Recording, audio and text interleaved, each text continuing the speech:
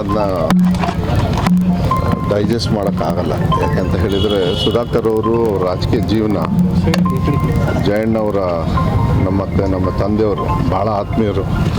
ಯಾವತ್ತೂ ಕೂಡ ನನಗೆ ಸುಧಾಕರ್ ಅವರು ಮಧು ಅಂತಲೇ ಕರೆಯೋರು. ಏಕವಚನದಲ್ಲೇ ಮಾತಾಡ್ತಾ ಇದ್ವಿ. ಮತ್ತು ನಾವು ಒಂಥರ ಬ್ರದರ್ಸ್ ಥರ ಇದ್ವಿ. ನಮ್ಮ ತಂದೆಯವ್ರ ಬಗ್ಗೆ ಭಾಳ ಅಪಾರವಾಗಿರ್ತಕ್ಕಂಥ ಒಂದು ಗೌರವ. ಮತ್ತು ನನ್ನ ಕ್ಷೇತ್ರಕ್ಕೂ ಕೂಡ ಅವರು ಯಾವುದೋ ಒಂದು ಚಿಕ್ಕ ಕೆಲಸಕ್ಕೆ ಕರೆದ್ರೂ ಕೂಡ ನನ್ನ ಕ್ಷೇತ್ರಕ್ಕೆ ಬಂದಿದ್ದರು. ನಾನು ಅವ್ರು ಇಡೀ ಒಂದು ದಿವಸ ನಾನು ಅವ್ರ ಜೊತೆಗಿದ್ದೆ, ಅವರ ಸ್ಕೂಲ್ ಫಂಕ್ಷನ್ಸಿಗೆಲ್ಲ.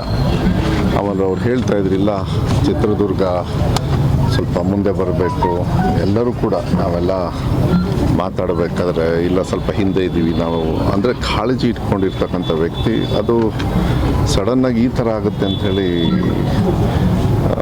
ನಮಗೂ ಅಂದ್ಕೊಳ್ಳಿಲ್ಲ. ನಾವು ಜಾಸ್ತಿ ಏನಿದ್ರ ಬಗ್ಗೆ ಹೇಳೋದಕ್ಕೆ ಹೋಗೋದಿಲ್ಲ. ಅವ್ರ ಮಕ್ಕಳಿಗೆ ಮತ್ತು ಅವ್ರ ಮನೆಯಲ್ಲಿ ಹೋಗಿ ನಮಗೆಲ್ಲ ತಿಂಡಿ ತಿನ್ನಿಸೋದು. ಬೆಂಗಳೂರಲ್ಲಿ ನಮ್ಮ ಮನೆ ಹತ್ರನೇ ಅವ್ರ ಮನೆ ಹೋದಾಗ ಅವರೆಲ್ಲ ಪ್ರೀತಿಯಿಂದ ಎಲ್ಲೋ ಒಂದು ರೀತಿಯಲ್ಲಿ ಒಬ್ಬರ ಕುಟುಂಬದ ಸದಸ್ಯರ ಥರ. ಇಲ್ಲೂ ಕೂಡ ಈ ಕ್ಷೇತ್ರದಲ್ಲೂ ಕೂಡ ಜನರು ಎಲ್ಲ ಮಾತಾಡೋದು ನೋಡಿದಾಗ ಭಾಳ ಆತ್ಮೀಯತೆಯಿಂದ ಇದ್ದವರು.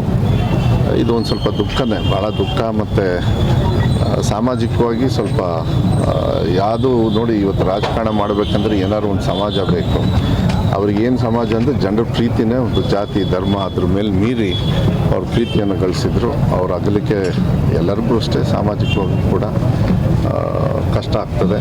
ನಾನು ಅವ್ರ ಮಕ್ಕಳಿಗೆ ಮತ್ತು ಅವ್ರ ಕುಟುಂಬದವರಿಗೆ, ಅವರ ಫಾಲೋವರ್ಸ್ ಯಾರು ಅವರನ್ನು ಬೆಳೆಸಿದ್ದಾರೆ, ನಂಬ್ಕೊಂಡಿದ್ದಾರೆ, ಮತ್ತು ಅವ್ರ ಮಟ್ಟಕ್ಕೆ ಬೆಳೆಸಿದ್ದಾರೆ, ಅವರಿಗೆಲ್ಲರಿಗೂ ಕೂಡ ಈ ದುಃಖ ಪಡಿಸ್ತಕ್ಕಂಥದ್ದು. ಮತ್ತು ಅವ್ರನ್ನ ಆಚಾರ ವಿಚಾರಗಳನ್ನು ಮುಂದೆ ತೊಗೊಂಡು ಹೋಗ್ಬೇಕು. ಅವ್ರ ಸಿಂಪ್ಲಿಸಿಟಿನೂ ಅಷ್ಟೇ, ಜನರ ಜೊತೆಗೆ ಇರ್ತಕ್ಕಂಥದ್ದು ಮುಂದೆ ತೊಗೊಂಡು ಹೋಗ್ಬೇಕಾಗುತ್ತೆ. ನಾವೆಲ್ಲ ಅವ್ರ ಕುಟುಂಬದ ಜೊತೆಗಿರ್ತೀವಿ, ಅದು ಬಹಳ ಮುಖ್ಯ.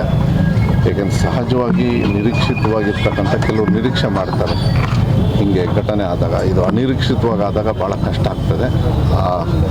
ಅವ್ರ ಜೊತೆಗೆ ಇಡೀ ನಮ್ಮ ಸರ್ಕಾರನೂ ಕೂಡ ಇರ್ತದೆ. ಮಾನ್ಯ ಮುಖ್ಯಮಂತ್ರಿಗಳಿರ್ಬೋದು, ಉಪಮುಖ್ಯಮಂತ್ರಿಗಳು, ಎಲ್ಲರೂ ಕೂಡ ನಾವೆಲ್ಲರೂ ಕೂಡ ಸ್ನೇಹಿತರು. ಯಾವತ್ತೂ ಕೂಡ ಒಬ್ಬರ ಕುಟುಂಬದ ಸದಸ್ಯರು ಎಲ್ಲ ವಿಚಾರದಲ್ಲೂ ನಾವು ಅವ್ರ ಜೊತೆಗಿರ್ತೀವಿ ಅಂತ ಹೇಳಲಿಕ್ಕೆ